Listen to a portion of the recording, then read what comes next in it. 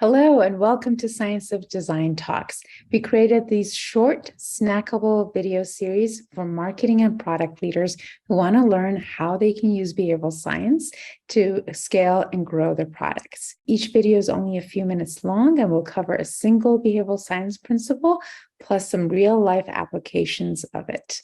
Enjoy. All right. For our content behavioral science principle today, we're going to cover the idea of framing. So basically, the idea with framing is that consumers basically act differently based on how choices are presented to them.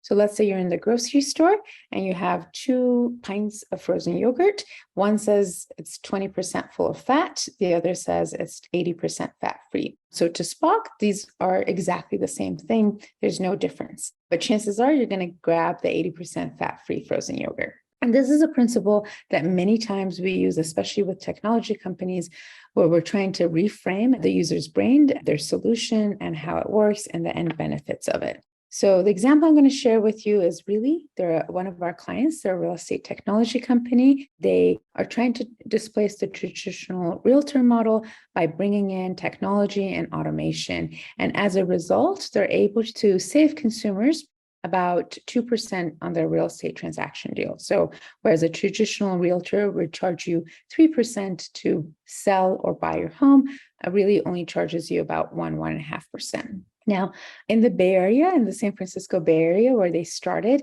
as we know, the average home is fairly expensive. It could be about $1 million. And so that 2% actually translates to about a $20,000 saving. Now, if you think about it, the rational way to talk about this benefit is to say, hey, come use Really, you can save $20,000. But the challenge with this was, first of all, it was not scalable because they were trying to expand to other regions of California as well as the nation where homes are different prices. And also what we know from behavioral science is as humans, we're not running around making $20,000 decisions. So it's very hard for us to actually understand that value. So we know right off the bat that we have a framing challenge, that we need to reframe this benefit into something else that's easier. And so when we went out and talked to their sales agents and the folks that were dealing with the consumers, we asked them, how are you framing this benefit? And they told us about different reframes, like we tell people you can use the money to buy a car or go on a vacation, et cetera. So we basically ran a series of tests, figuring out different reframes for this benefit. So we tried out what we call a hedonic reframe, which is basically bringing the end benefit of your solution to the short term. So we said, hey, you can use the money to go on a vacation. And then we iterated on that. And we thought, okay, why don't we do something that's much more relevant? Because from a customer mindset, if you're buying a house, you're probably not thinking about how can I go kind of blow all that money away, because you're probably fairly restricted financially. And so we thought, well, actually, why don't we say you can use the money to remodel your kitchen? And what we're able to see is that when we reframe the benefit, instead of the $20,000 to, hey, remodel your kitchen, we were able to see a nice lift.